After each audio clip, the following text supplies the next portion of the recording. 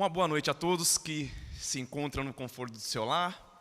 Uma boa noite à equipe técnica e alguns irmãos que se encontram aqui na igreja conosco nesse momento. Que a paz e a graça do nosso Salvador Jesus Cristo esteja no coração de cada um presente aqui e aí, no conforto do seu lar. E aí, como é que foi a virada de ano? Foi bom? O que você espera para 2021? O nosso pastor Thomas pregou sobre isso ontem, né? E a nossa esperança é de um dia Jesus voltar e a gente morar com Ele naquela cidade linda e maravilhosa.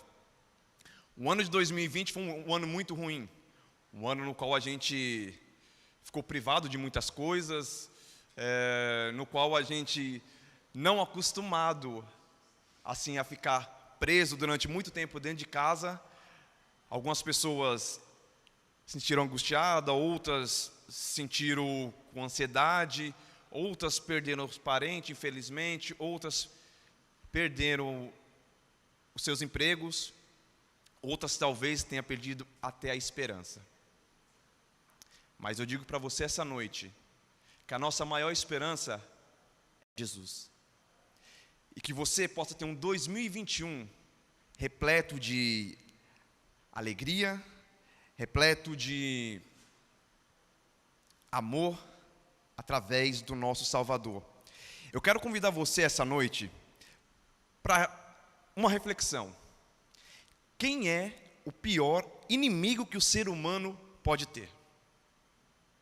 É uma pergunta meia complexa. Talvez aí a pessoa que está aí em casa deve estar se perguntando: quem deve ser o nosso pior inimigo? E eu quero convidar você a interagir conosco na live.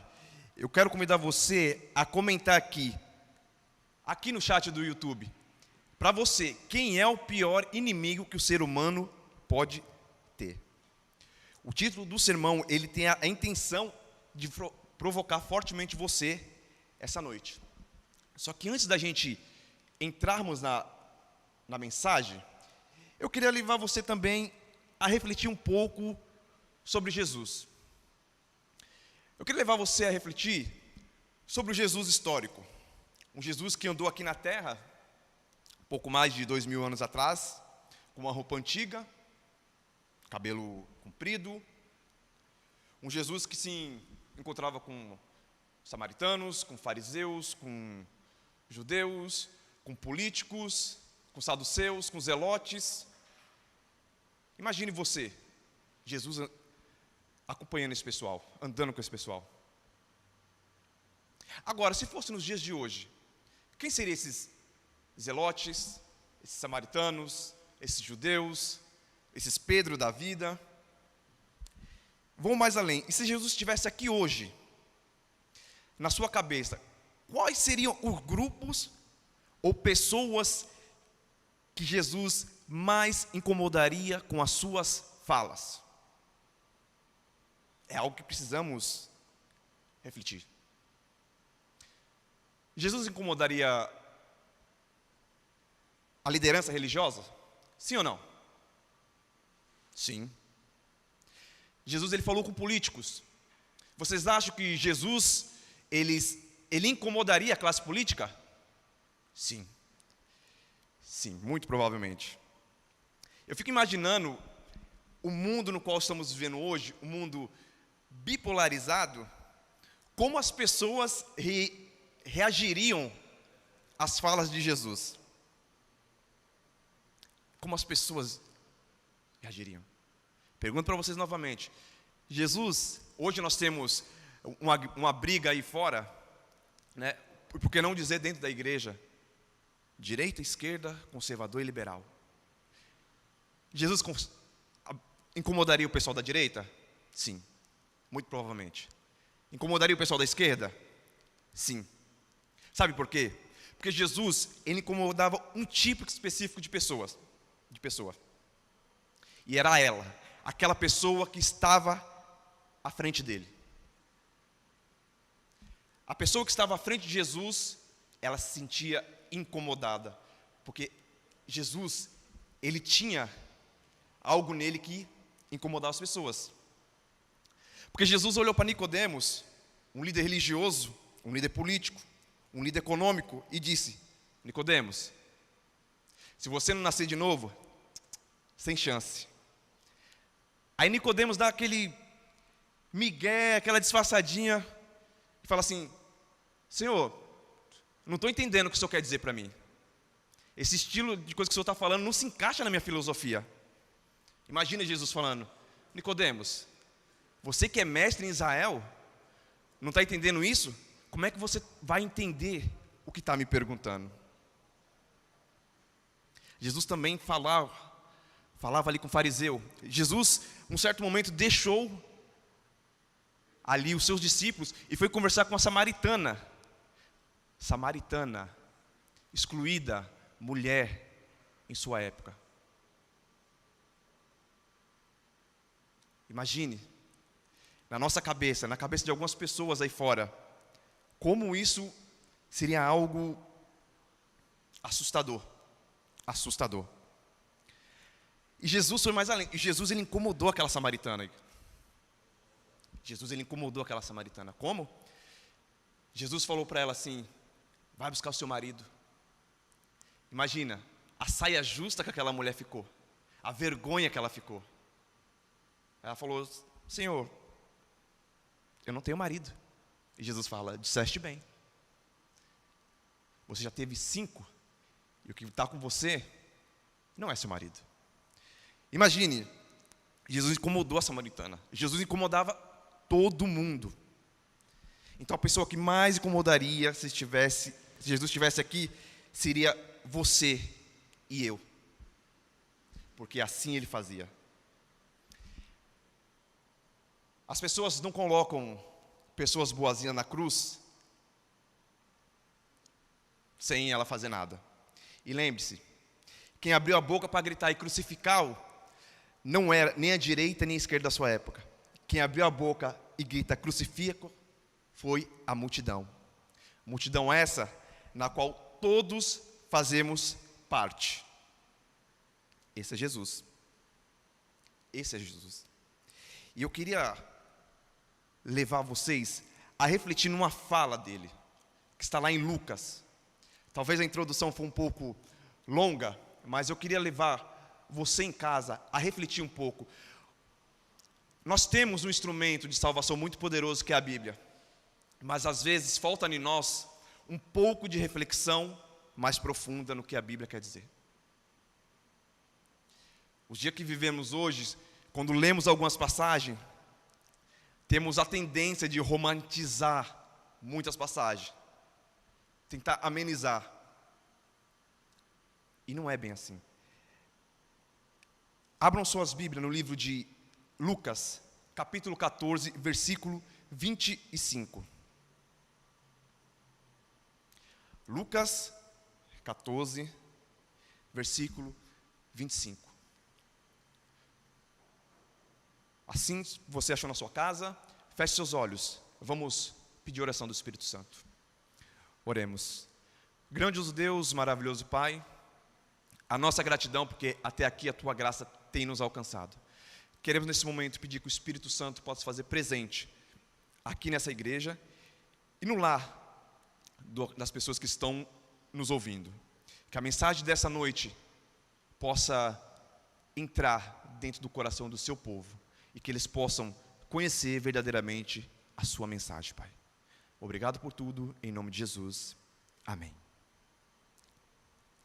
E diz assim: grandes multidões o acompanhava. Grandes multidões o acompanhava. Aqui, essa primeira fase já me chama a atenção. Grandes multidões o acompanhava. Ou seja, Jesus, em momento nenhum do seu ministério, ele acompanhava as pessoas. Muito pelo contrário, as pessoas que acompanhavam Jesus. Aquela história que às vezes você já pode ter dito, como eu já disse, né? Ah não, Jesus andava com pecador, Jesus andava com samaritano, Nada disso. Jesus não andava com eles, eles que andavam com Jesus. Enquanto Jesus esteve aqui na terra, nenhuma pessoa fez a agenda de Jesus senão o Pai. Nenhuma pessoa falou o que Jesus devia fazer. Quando Jesus se encontrou com a samaritana, ele não se encontrou por um convite dela. Ele não se encontrou por um convite dela. As pessoas seguiam Jesus. E essa cena que é muito interessante porque ela, grandes multidões o acompanhavam. E ele, voltando, lhe disse: imagine a cena. Jesus vai andando e vem aquela multidão atrás dele. Naquele tempo o pessoal esperasse um libertador, né?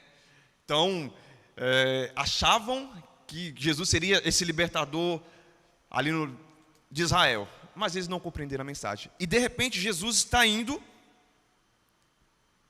ele para, vira para aquela multidão e começa a falar.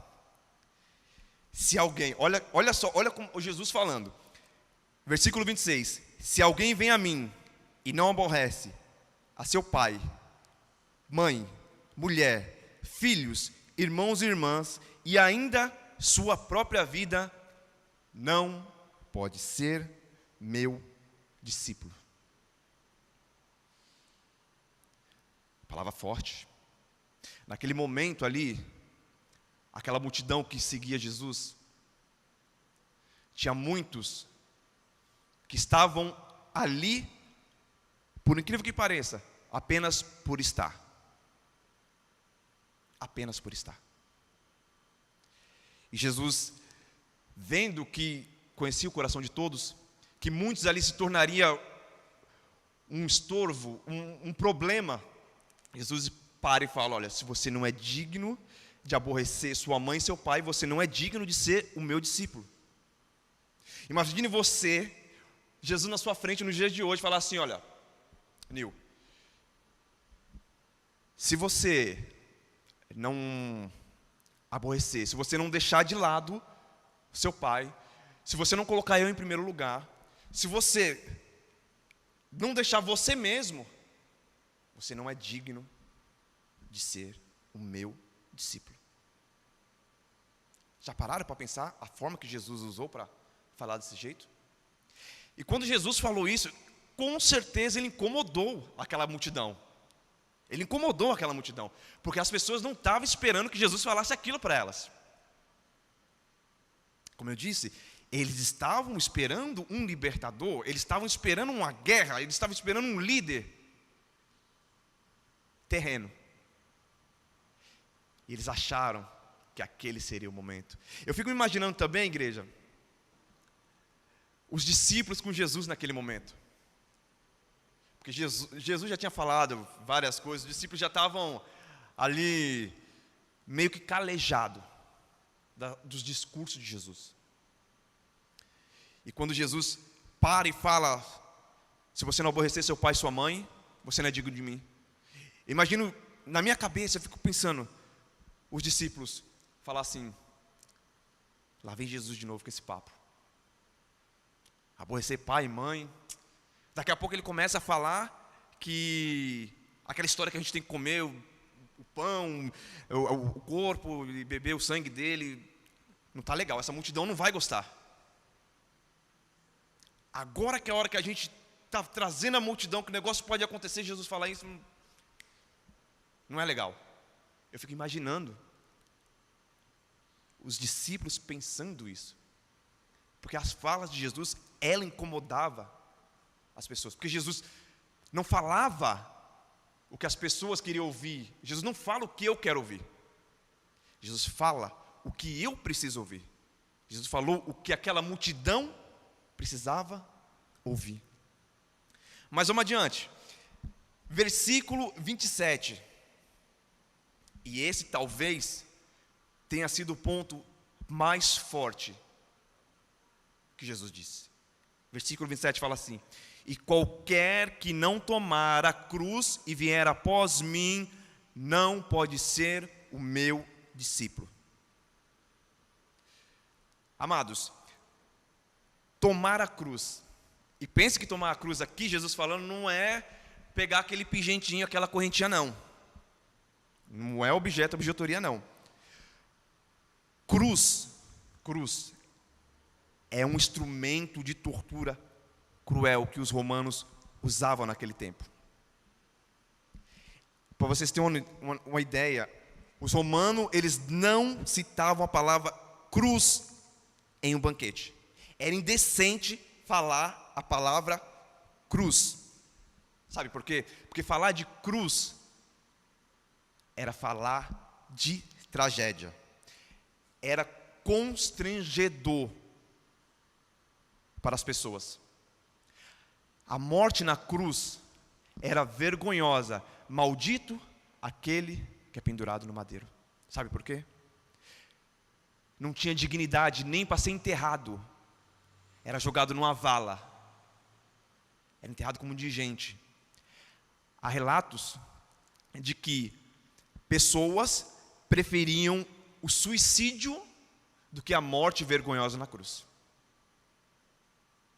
Será que a cruz era uma morte terrível naquele tempo? E Jesus, imagine assim, Jesus foi colocado numa cruz, num alto, aonde todo mundo tinha a possibilidade de ver. Ele foi colocado num alto, no qual todo mundo vê que aqueles que desafiassem Roma, aqueles que não seguissem o que Roma falasse, tinham uma morte vergonhosa. Mas quando uma pessoa toma a cruz, e Jesus quer dizer aqui, é uma aceitação da sentença. Quando os romanos faziam ali a cruz, e falavam para o crucificado pegar a cruz e atravessar a cidade, a pessoa que estava carregando a cruz, ela falava: eu aceito o que os romanos estão falando ao meu respeito. Eu entendo o que eu fiz é errado. Eu aceito a sentença. Eu mereço isso. E aí Jesus vai e fala: se você não tomar a sua cruz e me seguir, sem chance.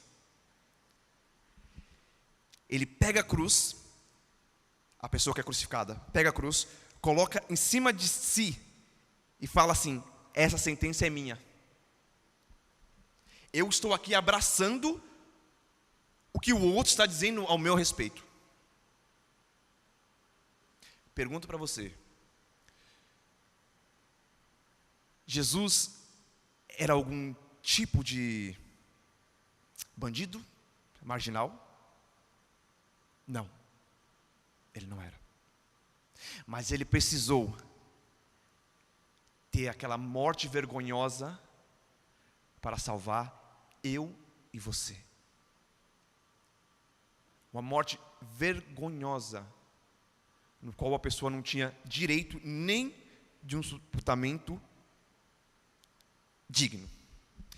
Ser crucificado, irmãos, é morrer. Andar com uma cruz nas costas é dizer: eu mereço essa morte. E foi o que Jesus fez ali. E Jesus fala: e se você quiser ser meu discípulo, você tem que tomar a sua cruz e vir após mim. Está conseguindo entender o que Jesus está dizendo aqui, amados? Sem cruz, sem chance. Sem chance. Para que nós possamos entender minimamente o que ele está querendo dizer nesses versículos, é fundamental a gente ver 2 versículos aqui sobre o pecado. O primeiro está lá no livro de Romanos. Abre lá a sua Bíblia, Romanos, capítulo 8, versículo 7. Romanos, capítulo 8, versículo 7. Olha o que fala. Por isso, o pendor da carne é a inimizade contra Deus, pois não está sujeito à lei de Deus, nem mesmo pode estar. Por isso, o pendor da carne é inimizade contra Deus, pois não está sujeito à lei de Deus e nem mesmo pode estar. Vamos lá, outro texto, Colossenses, capítulo 1, versículo 21. Olha o que Paulo fala aqui. Se a vós, e a vós outros também, que outra hora éreis estranhos e inimigos no entendimento pelas vossas obras malignas. Vamos voltar agora em Romanos novamente. Romanos 1, 18. Olha o que o texto diz.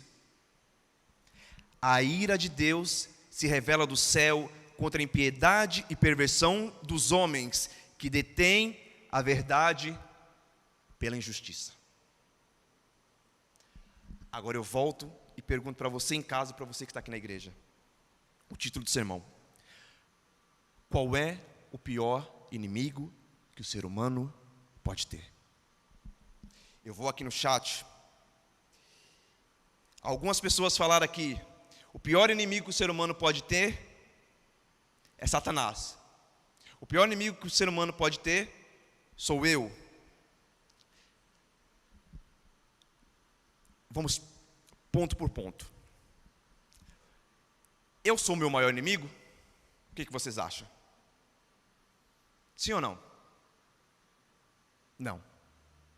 Não. Por que, Nil? Não. Sabe por quê? Porque Jesus, Ele transforma a mim e a você. E quando Ele nos transforma, deixamos de ser inimigo. Ou seja, você pode até se achar inimigo, mas você sabe o que deve fazer para não ser mais um inimigo. Clamar a Deus, buscar Ele. Você sabe qual é a receita de vencer? Só com Cristo, certo? A outra resposta, Satanás. Satanás pode ser o pior inimigo que o ser humano pode ter? Satanás é o inimigo poderoso? Verdade ou mentira? Verdade. O inimigo poderoso, não brinca com ele não. Agora, ele é o pior inimigo que você pode ter? Claro que não. Claro que não. Sabe por quê? Porque ele é um inimigo vencido. Ele já foi vencido na cruz por Cristo. Satanás, ele tem as suas artimanhas. Mas se você pega o relato da Bíblia, ao longo da Bíblia, e começa a ler as batalhas que Satanás teve ali, Satanás não teve chance nenhuma. Deus apenas duelou ali, eu posso dizer, com a sua... Me fugiu a palavra, gente. Com a sua glória, não. Agora me fugiu a palavra, depois eu falo. Deus ele não usou o seu poder, usou apenas o seu caráter. Apenas o seu caráter. Quer um exemplo clássico? Jesus no deserto da tentação. Imagine Jesus, 40 dias sem comer, sem beber. 40 dias sem comer e sem beber. E de repente Satanás começa ali, com toda a sua força, com toda a sua astúcia, com todo o seu entendimento, começa ali uma batalha com Jesus. E na concepção de Satanás, ele ganharia aquela batalha tranquilo, porque imagine, 40 dias, imagine como Jesus não estava, magro, com fome, fraco. Não teve luta. Satanás falava de cá, Jesus retrucava de lá. Satanás falava de cá, Jesus retrucava. Quando Jesus falou, chega, acabou. Então Satanás, ele não tem esse poder todo para ser o nosso inimigo. Ele não tem. Agora, vou falar algo para vocês, que talvez vocês não estivessem esperando por isso. Se segure no seu sofá. O maior inimigo inimigo que o ser humano pode ter, sabe quem é? Abra suas Bíblias, Gênesis 3,15. Gênesis capítulo 3, versículo 15. Um texto muito conhecido, né? Mas também na nossa mente bem romantizado. A gente não vai a fundo no que essas palavras querem dizer. Gênesis 3,15 fala assim, 3,15. Porém, inimizade entre ti e a mulher, entre a tua descendência e o teu descendente. Eles te ferirá a cabeça e tu lhe ferirá o calcanhar. Vamos voltar um pouquinho aqui essa história. Vamos tentar nos colocar à frente de tudo ali o que estava acontecendo naquele momento. Naquele momento, a serpente, Satanás, estava ali celebrando, porque o segundo melhor plano da história tinha sido executado eficazmente. Até esse momento, ninguém tinha visto a execução de um plano tão perfeito. Tudo ali foi milimetricamente pensado. Eva se separando de Adão, caminhando sozinha. A pergunta da serpente foi genial. A resposta foi a que ela esperava. Toda a sequência da conversa, perfeita. Eva come o fruto da árvore do conhecimento do bem e do mal, segue para comer o fruto da árvore da vida, se torna um pecador eterno.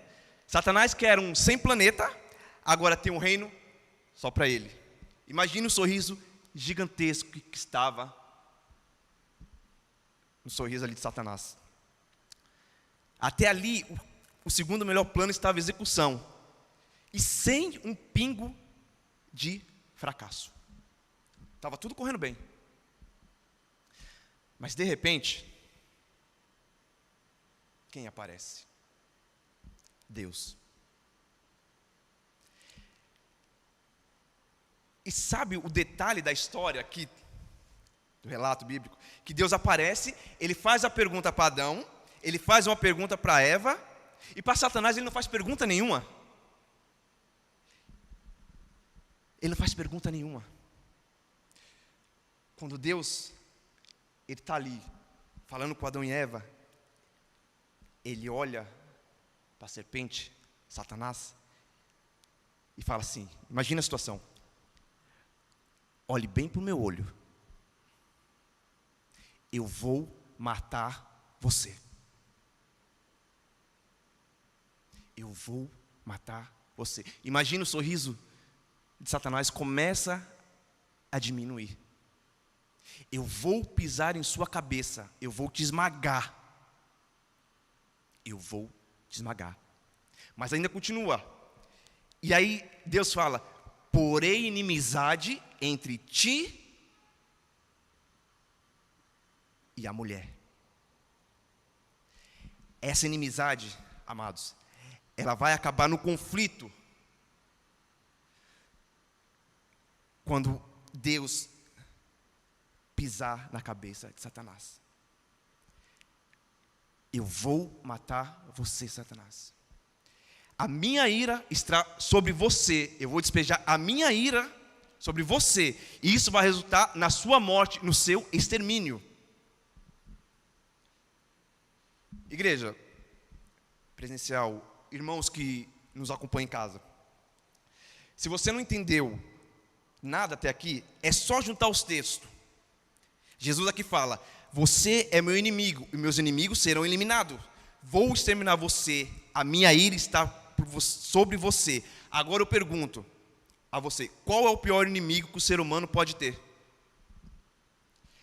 Deus é o pior inimigo que o ser humano pode ter. É como eu falei. Se você se acha inimigo, você ora a Deus, Deus te salva, beleza. Se Satanás correr atrás de você, você clama a Deus, Deus te salva. Se vir uma legião de soldados atrás de você, você clama a Deus, Deus te salva. Agora, se Deus vier com a ira dele na sua direção, quem você vai clamar?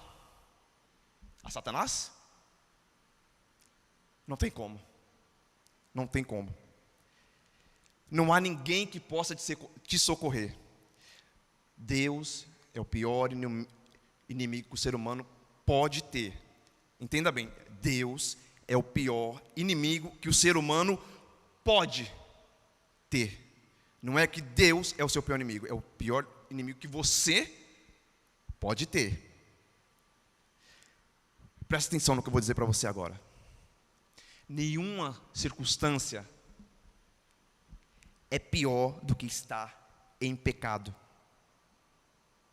Nenhuma circunstância é pior do que estar em pecado. Você sabe o que é estar em pecado? Você sabe qual é o mal do pecado? Está em pegar uma pessoa que foi feita ali à imagem e semelhança de Deus, com capacidade de pensar, de agir, de executar essas coisas que foram dadas por Deus, e essa pessoa pegar toda essa capacidade de pensar, executar e de agir, e usar, que foi dada por Deus, usar contra ele e se colocar como inimigo do ser mais poderoso que existe. Nada pode ser pior do que isso. É por isso que Deus olha para você sentado em um banco de uma igreja e fala: filho, para de frescura. E vai dizer para aquelas pessoas que estão lá fora que elas estão vivendo perigosamente em pecado. Porque a ira de Deus se manifesta contra toda impiedade e injustiça. E nada pode segurar a ira do Todo-Poderoso. Isso é o resultado perigosíssimo do pecado. Tudo que Satanás, tudo que está endereçado para Satanás receber aqui, será endereçado para as pessoas que vivem no mesmo modo de vida escolhido por ele. Nenhuma situação é pior do que o pecado, amados. Você já ouviu dizer aquela frase, aquela famosa frase: Deus ama o pecador, mas odeia o pecado. É verdade?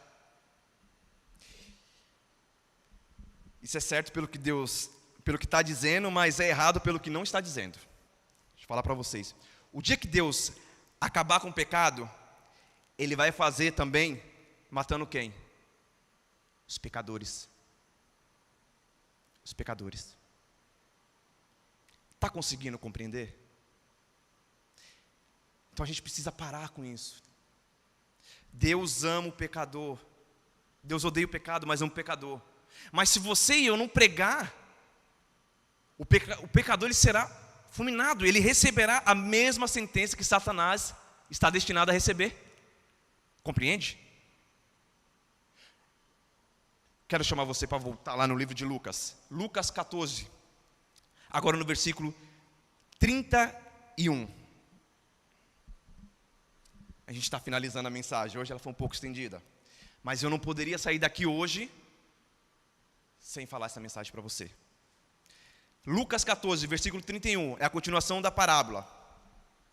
E Jesus fala assim: ou qual é o rei que, indo para combater outro rei, não se assenta primeiro para calcular se com 10.000 homens poderá enfrentar o que vem contra ele com 20.000. Sabe o que Jesus está querendo dizer aqui? Estou chamando você, e você sabe o que eu estou dizendo. Jesus falando para você. Estou dizendo que vai custar tudo. Eu vou tirar tudo de você.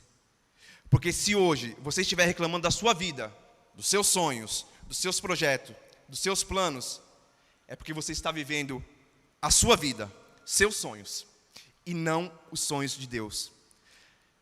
Não dá para falar que Deus vai transformar a sua vida e manter nela tudo que mantém você fracassado. Imagine, Deus abençoa meus planos. Não, Ele não vai abençoar os seus planos. Ele vai trocar por um plano melhor. Senhor, meus projetos não dão certo. Claro. Tem que ser os projetos de Deus, não o seu. Os projetos de Deus.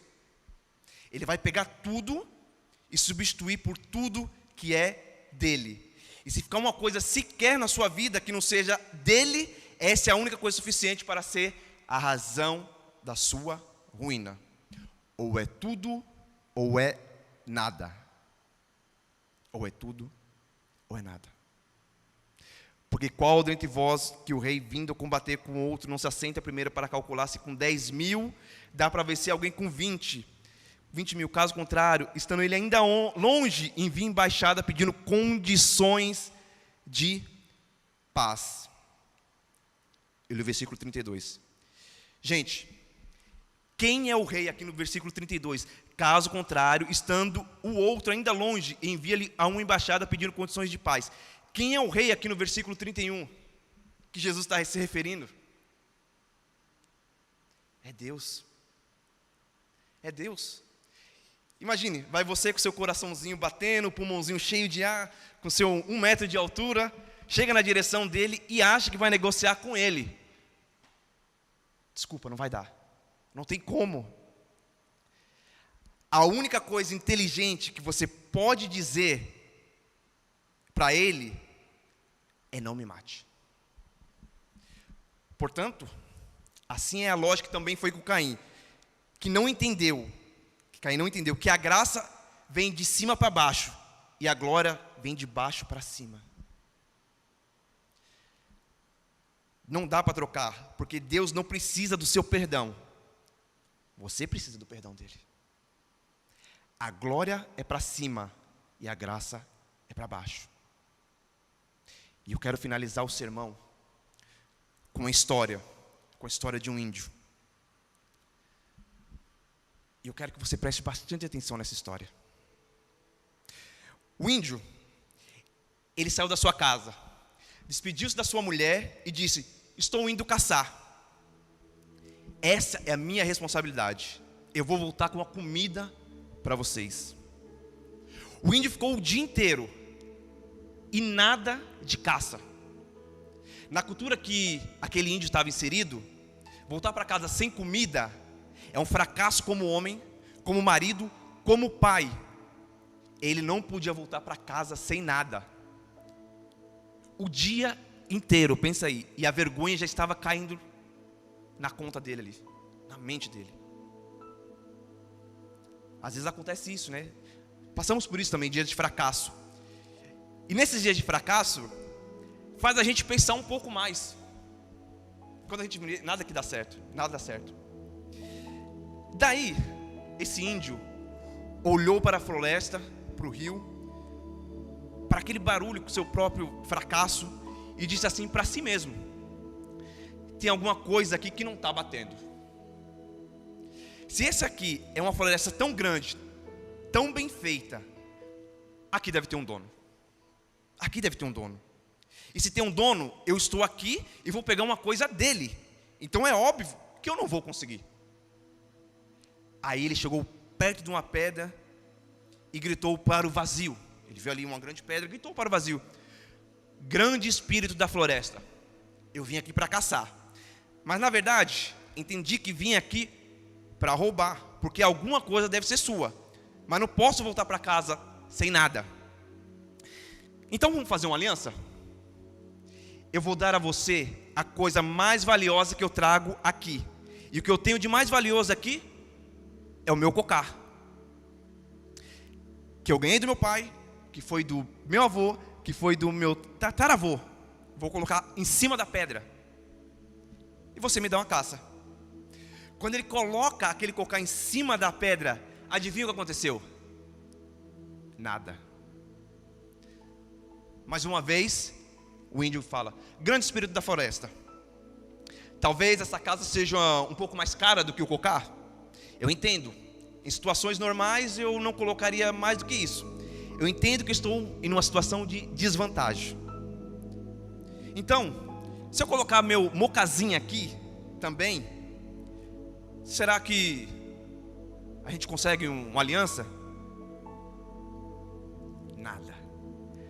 E ele novamente: grande espírito da floresta, tem um colete aqui, você aceita?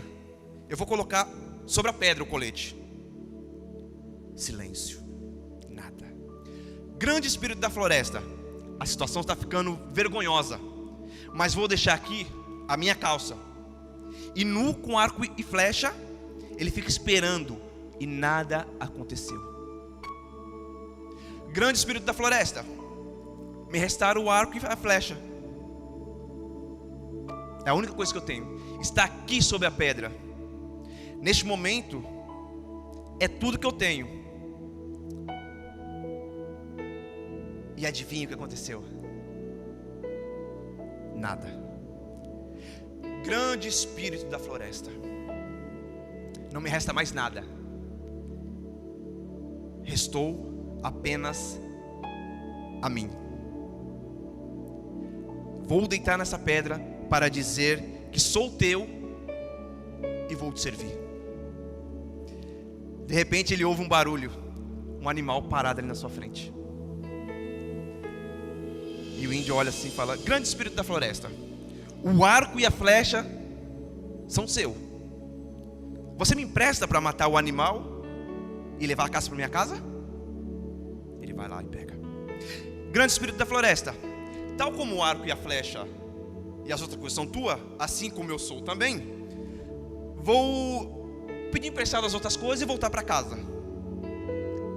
E ele vai pegando tudo e volta para casa com a caça.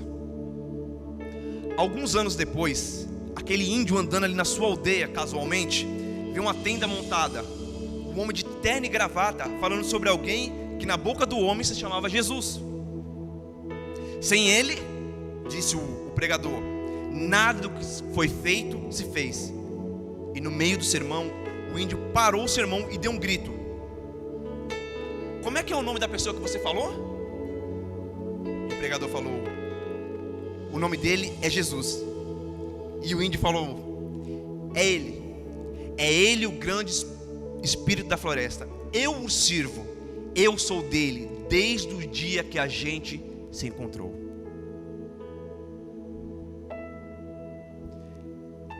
Aqui no versículo 31, igreja, 32, Jesus contando essa parábola, ele está mostrando para nós o termo da paz. O termo da paz. Imagine a situação de Jesus chegar para você, ou para as pessoas que não conhecem a mensagem, falar assim: você está sobre a ira de Deus, você vai morrer. Mas Jesus é maravilhoso. Ele propõe o seguinte para você: olha o seguinte, você entrega tudo que você tem, e a minha ira não cairá sobre você. Como aquele índio, né? Aí você vai e fala para Deus: tá bom, grande Deus. Que para o índio seria o grande espírito da floresta. Eu vou lhe dar tudo que eu tenho. Agora imagina a situação, você fala para o Senhor e fala: Senhor, eu tenho uma conta, e eu vou entregá-la para o Senhor. E Jesus pergunta para você: quanto tem lá na sua conta? Ah, Senhor, tenho lá minhas economias. Jesus fala: tá bom. Mas é Deus que está falando. Lembre-se disso, é Jesus que está falando. Que mais que você tem lá? Ah, Senhor, eu te entreguei tudo que eu tinha. E o que você tem aí na carteira? Ah, Senhor, eu tenho R$30 na carteira. Quero o lanchinho do sábado à noite. Então você tem mais alguma coisa? Jesus fala: então você tem mais alguma coisa? Você tem os R$30. Aonde está os R$30? Ah, Senhor, na carteira. Então dá a carteira também. Ah, Senhor, desse jeito o Senhor vai tirar tudo que eu tenho no bolso. Ah, o bolso é da onde? Da calça? Então dá a calça, porque é para entregar tudo o que você tem. Mas Senhor, como assim? Como que eu vou voltar para casa? Ah, você tem uma casa? Então entrega a casa. Mas como eu vou falar para minha esposa, Senhor, que eu entreguei os filhos e a casa? Como eu vou falar que entreguei a casa? Como eu vou falar para minha esposa, para meus filhos? Ah, você tem esposa? Tem filhos também? Me entrega também. Senhor, minha esposa casou comigo achando que eu ia sustentar a vida dela quando eu vim estudar. Ah, você tem um diploma? Ah, Senhor, assim o Senhor vai querer até o carro. Tem carro? Entrega o carro. Senhor, o que as pessoas vão pensar de mim, o que as pessoas vão pensar de mim, se eu sair daí sem nada, para onde vai a minha reputação? Ah, você tem uma reputação? Entrega também. Senhor, desse jeito eu vou ter que entregar tudo. Agora você está começando a entender.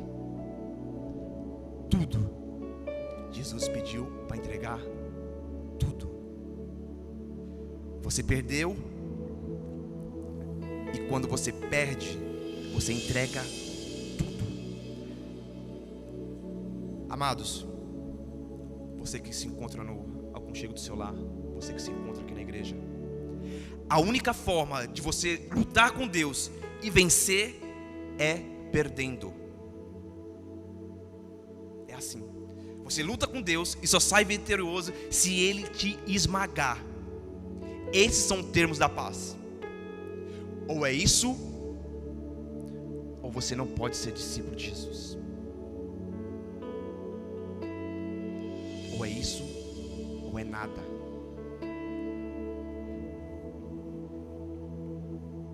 Eu não sei como está a sua situação, mas eu preciso dizer para você. Você escolhe hoje, se daqui a alguns momentos da história, da sua vida, você vai olhar para Deus e vê-lo como inimigo, ou se você vai olhar para Deus e vai falar para Ele que a Ele você vai entregar tudo. E quando Deus fala tudo, é tudo. E quando o universo falar para você, quando o universo falar assim, que você é um pecador, você vai lá, olha para Jesus e fala para as pessoas: mas isso é problema dele, Jesus, porque faz tempo que meus pecados estão sobre a responsabilidade dele. Você escolhe graça para cima ou glória para baixo. Escute, decida. Que Jesus Cristo possa ter falado ao seu coração essa noite, e que você possa entregar tudo para Ele. E lembre-se, quando eu não faço o que Deus me pede, se eu não sigo a vontade de Deus, chegará um momento que Deus se tornará o meu pior inimigo, e não há quem possa me salvar. Que Deus abençoe você essa noite. Eu quero convidar você aí na sua casa, as pessoas que se encontram aqui na igreja, ficar de pé para orarmos ao Senhor. Oremos. Grandioso Deus, maravilhoso Pai, a nossa gratidão porque até aqui o seu amor tem nos alcançado, Senhor. Que nessa noite possamos ter compreendido o que é a graça em nossas vidas. Que possamos entregar tudo em suas mãos. Entregar tudo que o Senhor pediu, mas entregar tudo. Tudo. E que possamos nos preparar para a sua volta, Senhor. E que mais do que isso, Pai, que possamos nos preparar para a sua volta e que possamos levar pessoas conosco. Precisamos alertar as pessoas que estão aí fora que viver em pecado é perigoso, porque um dia o Senhor destruirá o pecado, e as pessoas que se encontram em pecado serão destruídas, Senhor. Misericórdia, Pai. Que possamos nos dedicar ao Senhor a cada dia. Perdoe até aqui, Pai, os nossos pecados, as nossas falhas. Guia-nos em teus caminhos. Renova o nosso coração. E receba tudo o que é nosso. É o que nós te pedimos em nome de Jesus. Amém. Que Deus abençoe e que você tenha uma ótima semana.